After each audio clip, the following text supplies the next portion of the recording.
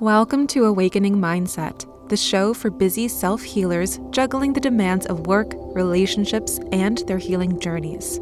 I'm Melody Unique, your energy healer and spiritual mentor, here to guide you in finding balance, peace, and deeper connections through holistic practices like Reiki and shamanism. Today, we're diving into my 3 absolute favorite must-have manifestation techniques. And don't forget to check out my free Chakra Codes masterclass, where I reveal the 7 keys to manifesting success in health, wealth, and relationships. So grab your tea, take a deep breath, and let's get started. Last month was one of the best manifestation months I have had in a long time. And I say that because honestly, I think it has something to do with the Taurus season. I am a Taurus, I am a May baby, and whenever my season comes up, I always feel so liberated and like my manifestations come on autopilot. So last month, I celebrated my birthday on a private yacht, which was an adventure in itself. But what I also was able to manifest was a $200 discount code for my next booking, which I was completely not expecting. It was also the highest income month I've ever had in the past year. And I had noticed that I am to host another live in-person workshop at my favorite festival, Electric Forest, this year with free entry into the festival. Now, I'm going to be genuine with you. I would not have been able to manifest all of these experiences without these 3 powerful techniques. And before you're like, okay, I'm going to hear the same BS I've heard a million times. I'm going to do what you say, try it for a day, see that it's not working, and then write you off immediately as someone who does not know what they're talking about. And I feel you. I hear you. I understand you. I've been where you are, where you're like, well, I want to become a millionaire. You do your manifestation techniques, you do the 3-6-9 method, you journal, you try to create a storyline in your head of already having that manifestation, and you wake up and there's no $1 million in your account. There's no love of your life who is serenading you by your window. There is no child being birthed yet that you're looking forward to because you want to start a family. I get it. So before we dive into these 3 techniques, I want us to take a deep breath in through the nose, deep down to the belly, and from the belly out through the mouth. Okay, we're going to give ourselves a pause and reset. It can be so challenging listening to these spiritualists, these quote unquote gurus who seem like they know what they're talking about, who have these amazing results in life, but for some reason it just can't work for us. I guarantee you that if you sit here with me, you make peace with your present reality, you accept what you have right here, right now, you come to these techniques with balance, with groundedness, with understanding, with confidence, you are going to see some results. And for any reason, if you get tripped up along the way, always feel free to email me or ask me a question personally, and I will be able to help you out. The first technique I want to share with you is the Can I Hold It technique. This technique is all about vibrationally shifting your mindset and mental energy into maintaining the weight and frequency of your desired outcome. This is the same advice I gave to one of my clients in a mini Reiki session on a live stream, and within 24 hours, she manifested $1,400. Again, I know some of this sounds so taboo, some of this sounds like buzzwords, but I am not lying to you. I have the proof, I have the evidence, and not only did it help that one client, I turned around and gave this exact same information to my best friend, and they were receiving income out of nowhere for the next 72 hours. And I say nowhere, but I really mean there were avenues that were unexpected that this money came from. Not that it came from falling out of the sky, or not that they woke up and found it underneath their pillow. These are practical ways that this money was given to them, but they did not expect it or see it coming. The can I hold a technique is like asking yourself if you can hold the vision of your manifestation with unwavering belief and energy. Think of it as practicing the feeling of already having what you desire. Now, I know this is something that we have trouble with. Hopefully, we can kind of tweak and adjust this a little bit more, give you some more in-depth insight about what's really going on within your own energetic system so that you're able to have this be an easy and repeatable process. So it's not just closing your eyes and visualizing that you have it. Yes, that is part of the process, but that's just scratching the surface. What you really have to do is ask yourself, okay, what is my manifestation? Let's say it is $1,400. I manifest $1,400. I already have an idea of what that looks like. I already have an idea of what that would feel like.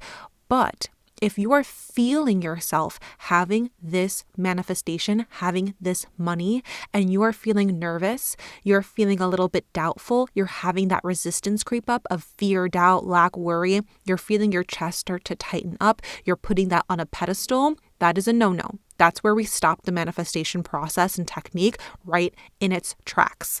The goal here is to feel absolutely neutral about the manifestation at the very first step of the manifestation process. If you are manifesting and you're feeling that resistance, it's time to switch up what it is that we're thinking about in that moment. So instead of the $1,400 that we're currently manifesting, let's switch it to something that you're able to manifest all the time on repeat. So for me, I'm able to manifest sweet treats and desserts like never before. Again, maybe it's that Taurus nature of mine that thinks about food, but I can manifest free sweet treats all the time. I can manifest parking spots all the time, a very common one. I can manifest other things in my life rather easily. So what is it in your life that you're able to manifest over and over and over and over again? Better yet, think of something that you're very confident in. So maybe for you, it's making espresso. That is your thing. If someone walked into your house and say, hey, Angie, make me an espresso, you'd be like, oh my gosh, bet. You wouldn't have to look up a YouTube video or Google how to make espresso.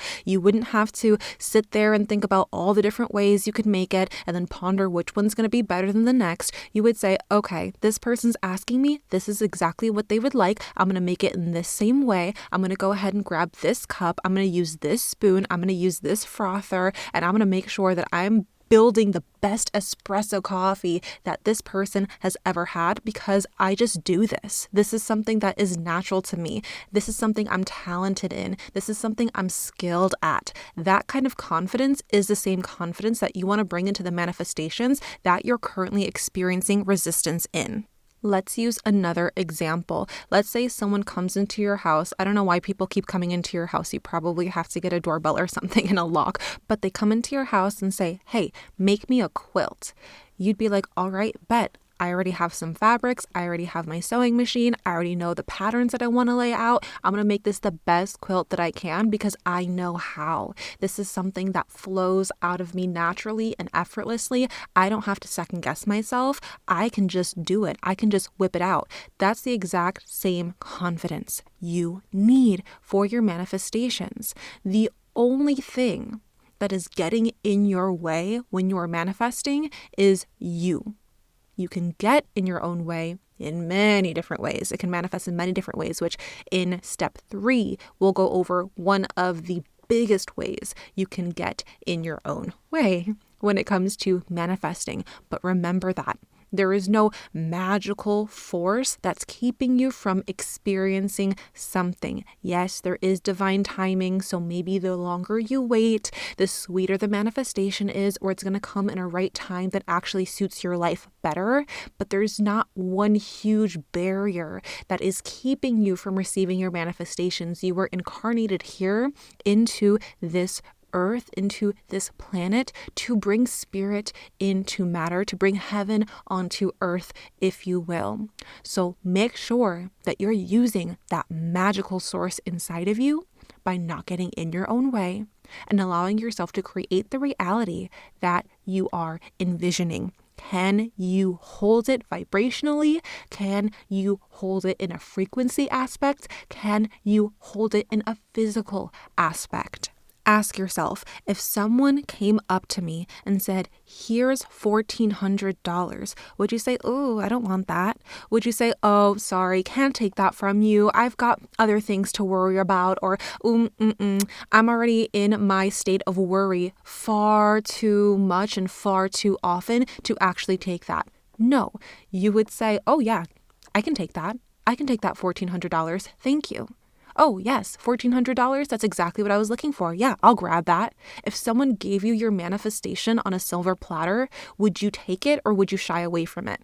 Be honest with yourself. Chances are 9 times out of 10, you're going to go ahead and take that. No strings attached. My manifestation, you're going to just hand that over to me. Yes, I accept it. Yes, I claim it. Yes, I can hold on to it. Yes is the energy that you need that allows for you to be successful in the can I hold it technique.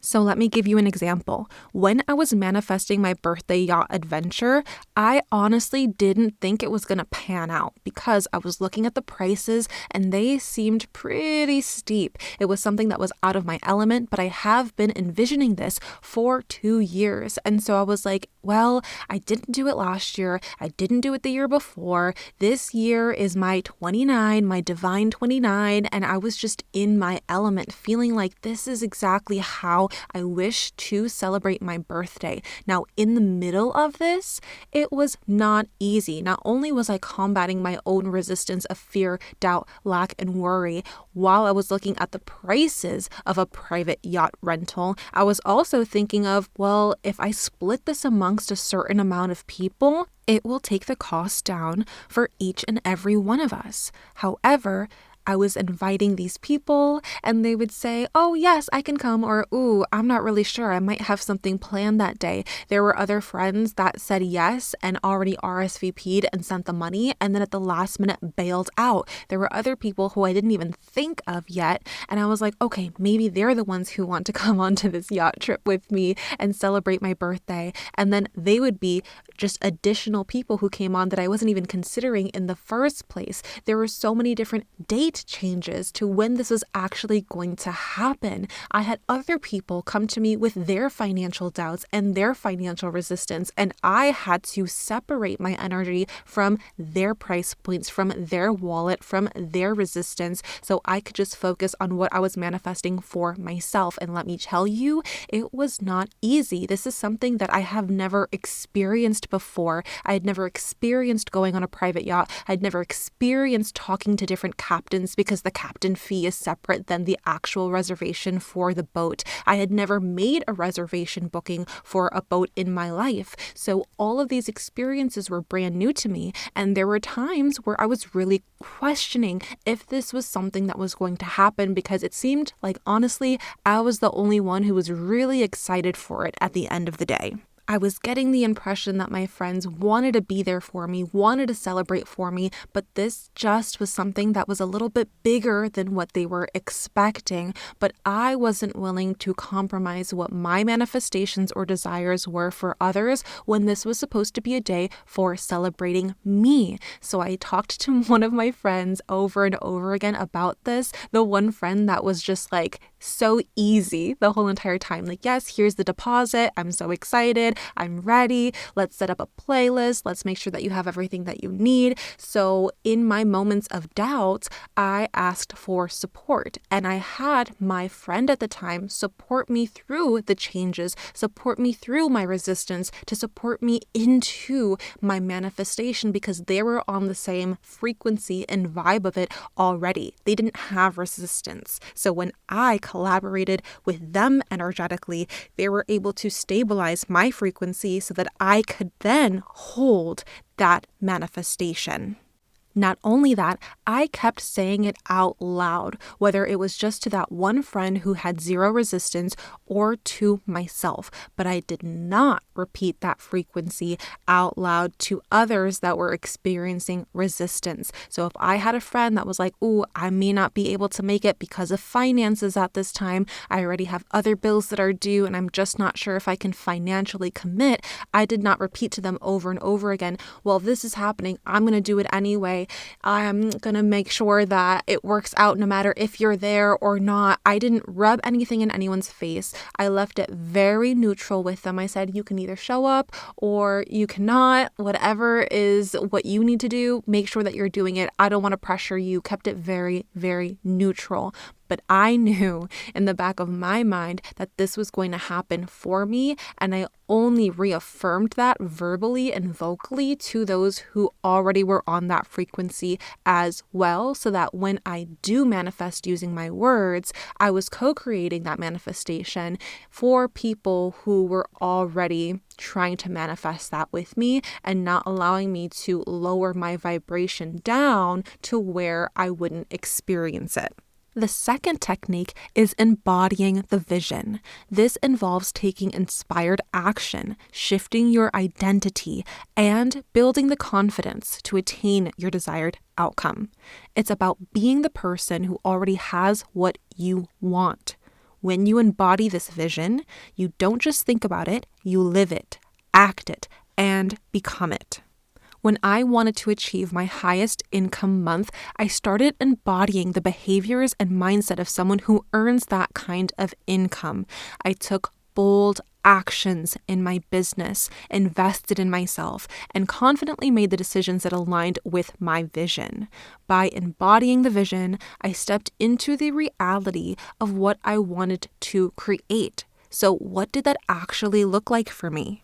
It looked like changing my environment to adjust to the reality that I wanted to be in. So I have an office in my home where I record, where I write my emails, where I go on live streams. And I had noticed recently that a lot of my stress in my day-to-day work life was due to me having my office in my home because I have 2 dogs. I have people who come and solicit and ring the doorbell. It's cicada season everywhere. So there is just a loud, constant ringing everywhere you go. And there was just too much external stimulus, and there was really a lot of comfort and ease and peace that I wanted to get into every single time I was not on my laptop or not on my phone, because the couch is right there. There's pillows, there's blankies, there's comfort food. There is just other resources for me to distract myself. And I realized I wasn't being as disciplined as I possibly could be with my work because of my work from home office. So instead of me continuing the frequency of frustration, anger, resentment, bitterness, and stress, I decided to take myself out into another environment and see if I could get more work done there. Now I go to my local library where everyone is quiet. There are 0 distractions. There are other rooms that I can tap into if I want to be away from others. There are more resources and equipment available to me that I would not have if I stayed at home. So it became my sanctuary. Now that I have that alternative environment, I can go and escape to the library whenever I want to instead of maintaining my frustrations at home. Now, I still do work from home for certain things like live streams or recording certain videos where I want to have a pretty background, but it allowed me to step into the reality of someone who could achieve a higher income month because I removed stressors that were weighing me down energetically from that manifestation goal. Not only that, I took inspired action by revising my budget. When I looked at my budget month to month, I saw that there were certain things that I didn't have to spend on. There were other avenues that could make me more money if I decided to channel a lot more of my time, my energy, and attention into those things. So I really took a bird's eye view and, as unbiased as I could, make the adjustments and tweaks that better suit that version of me who was already making more money in my business. Something that I also do to maintain the frequency of really embodying the vision of my manifestation is constantly reaching back out to my spiritual team, my inner being, my higher self, that part of me that makes me me, that part of me that makes me whole, that part of me that has a higher level of consciousness. I would often report back and reach out to those energies because I was able to separate my human self and the frustrations, the anger, the disappointment, the resistance, and I was able to elevate myself into a different way of thinking, a different way of seeing things. It completely switched my perspective and my point of view in general. When I was able to connect to my higher self, to connect to my spiritual team, to connect to my own intuition, I made more decisions based off of that higher level of consciousness than making decisions based off of autopilot or out of ego. Now, intuition is always going to feel very neutral. It may also be the more quiet voice in the room up in your head. The ego is designed to protect you. It's designed to keep you safe and in your comfort zone. So naturally, the ego resists change, while intuition is a catalyst for growth and change and transformation. So I knew that I wanted to change, grow, evolve, transform. So I had to do everything in my power to frequently tap into a higher level of consciousness so that I could understand from a spiritual and energetic level what shifts I needed to make or what kind of actions I needed to take in order for me to line myself up for the manifestation that I was desiring. When you are going for a goal, when you're trying to achieve a certain amount of success, you have to remember that only 20% of it is action taking or strategy.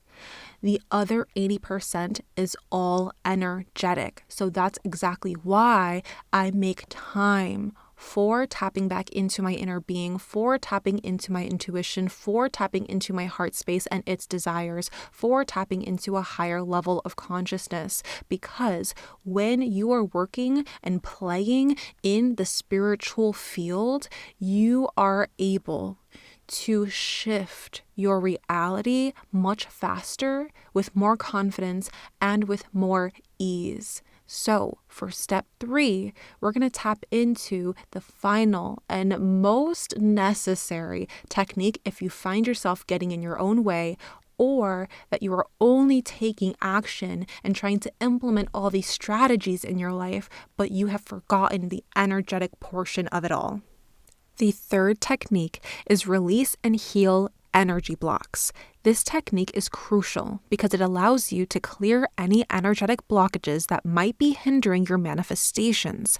We turn spirit into matter by using our entire chakra system, so it's essential to ensure that energy flows freely through your body and freely through every single one of your energy centers. Now, you know that I regularly practice energy healing techniques and teach you how to also heal yourself with many of my services and programs. Shout out to Beyond Balance and Unblocked.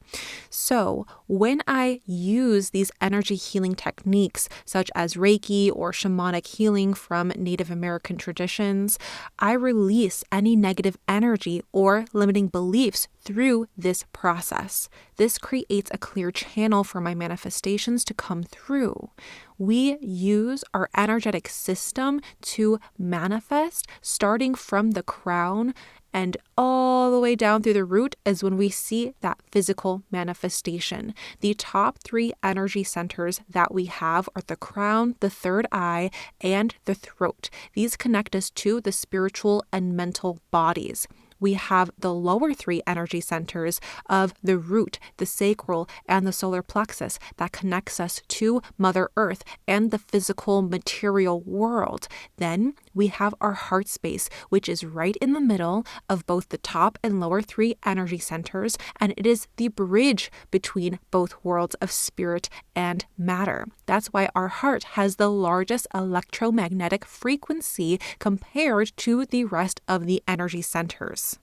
At the beginning of this episode, I mentioned a free Chakra Codes masterclass, which includes the 7 keys to manifesting success in health, wealth, and relationships. The 7 keys are the 7 chakras. This is something that not every spiritualist or quote unquote guru is out there talking about, and I honestly don't know why. This is so important to know when you are manifesting, because you can 369 your day away for the next year and still not receive any of the manifestations that you're doing those techniques for if your energy centers are blocked or somehow negatively impacted. So it's very important that you're working on healing your energy. You're working on energy cleansing. You're working on gathering the techniques, the practices, the tools, the insights, the skills that will help you regulate your nervous system and align your own energetic flow for peace, balance, and groundedness. So, if you do not know how to use your 7 energy centers to manifest, or what that process even looks like, I highly encourage that you use the link in the show notes below to access that free masterclass and get all of that information. Take notes, rewatch it, watch it on 2x speed for all I care to condense your time. If you're like me, I do that with all of my podcasts, with all of my videos, but it will help you understand the energetic mechanics that make up 80% of your manifestation success. When I was manifesting my workshop being selected for the Electric Forest Festival, this was something that I was feeling confident in, but there is still some resistance, as there always is. And in this resistance, I was having fears around not being selected a second time.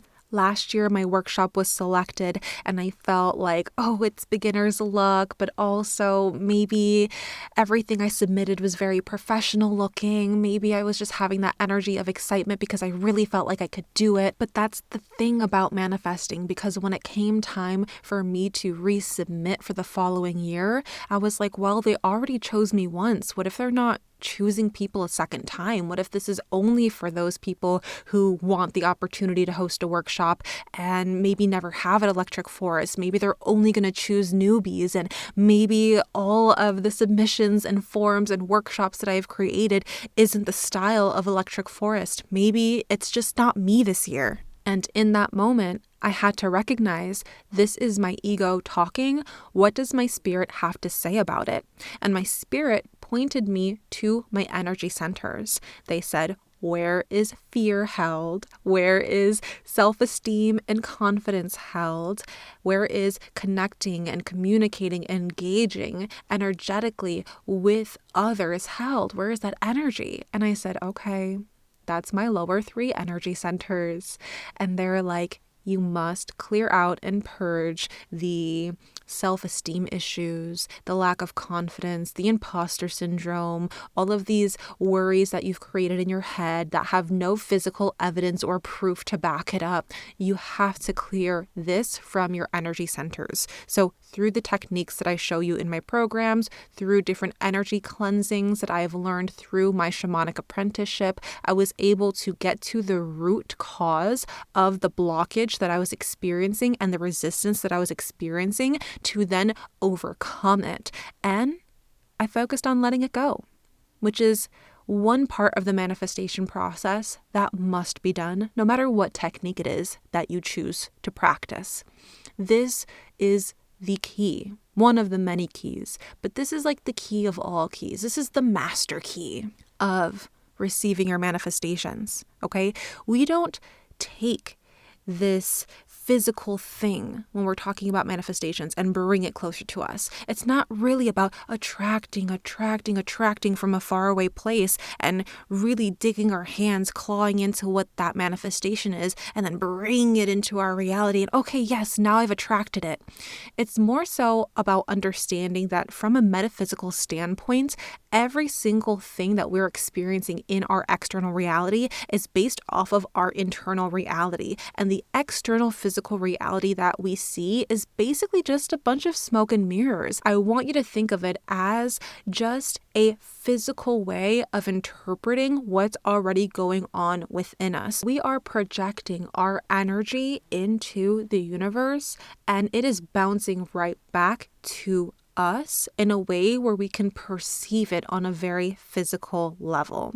And so what we are projecting out is our energetic frequency. And this is something that happens involuntarily until we decide to co-create and manifest on purpose. When we are co-creating and manifesting on purpose through understanding what our energy is doing, aligning back to our own spirit, to our inner being, to balance, to peace, to bliss, to harmony, that's when we actually start to see a different picture.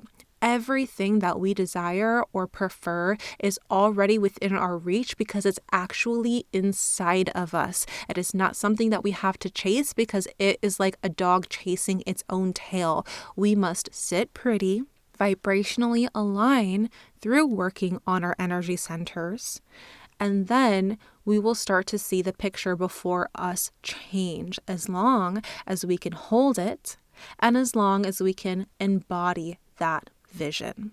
So to recap, my 3 favorite and must-have manifestation techniques are the Can You Hold It technique to maintain the frequency of your desired outcome, the Embodying the Vision technique to take inspired action and shift your identity, and the Release and Heal Energy Blocks technique to ensure a clear channel for manifestation.